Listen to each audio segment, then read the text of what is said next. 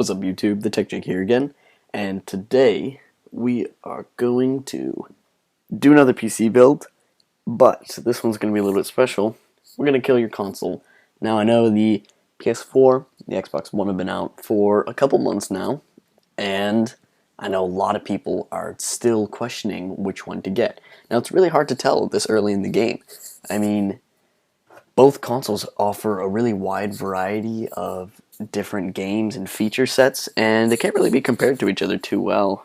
They're both different price points and such. But many find the PC League, the PC race, superior to the Xbox One and the PS4. And in some ways, this is pretty true, because for the same price of an Xbox One, we can build a PC that will not only play games, obviously, but do much more, like be a PC. So, to kick the build off, we're going to use an AMD Athlon X4 750K. Now, this, I don't know if you guys know, is one of the best AMD bang for the buck processors. At $79, this is a quad-core, unlocked 3.4 gigahertz processor, and it's really quick. It's very snappy, and it holds up pretty well against the 4670K, because in general, games truly rely on graphics power rather than CPU power. So this, great CPU, great price. Next up, as you guys probably saw in my last build, I put the the Cooler Master Hyper 212 Evo. Now this is, once again, best bang for the buck CPU cooler.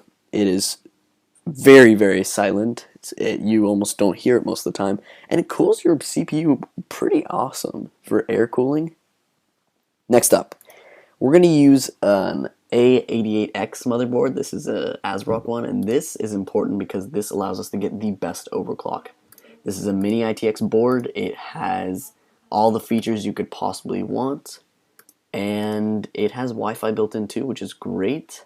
Offers a wide variety of different RAM, and overall it's a really fantastic motherboard. I have had the chance to see it before. So next up, we're going to be using ADATA XPG 1600 megahertz RAM, 8 gigs. It's RAM, it's simple, it's nice and black, and it's going to be great for anything you want to do.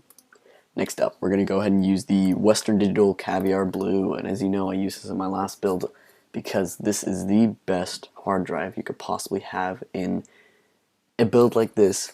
And it's higher than the one that's in the Xbox One and the PS4. Those are only 500 gigs. Now you're going to have twice as much storage with this.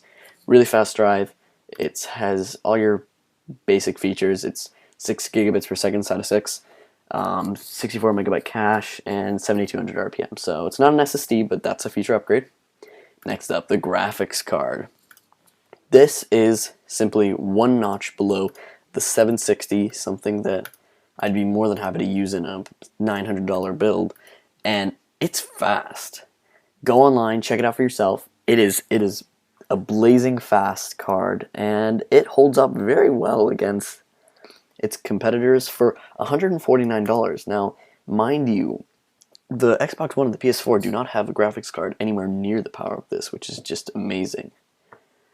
Next up, the case. I went a little bit expensive for the case, and I know it's a cheaper build, but I really think this case will last you very long, and you could obviously use this in the future.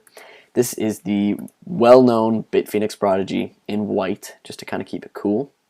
It is just phenomenal, and I had the opportunity to see this case in person. It's really nice size. And lastly, power supply. It's a mini ITX system, and you're never ever going to go above 430 watts. We have 200 watts to spare, and because this is a mini ITX build, even if you add another graphics card in the future, this should hold up fine. For $10, it's $20. My bad. But for $20, you are getting a fantastic 80 plus bronze power supply that I have personally used, and it's phenomenal. Overall, what does it cost? About $576, but with mail-in rebates, about $551. and you're gonna get this for the price of an Xbox One, and it will do so much more. And it is blazing fast, and it's gonna hold up really well against games. And I think you guys are really gonna enjoy that. So, once again, I'm Jake. Thank you for watching. I'm going to leave the link, the PC Part Picker link, in the description below, so you guys can go ahead and check it out if you want to buy it. By all means, let me know if you do. Tell me if you like the system. I'm Jake. Thanks for watching.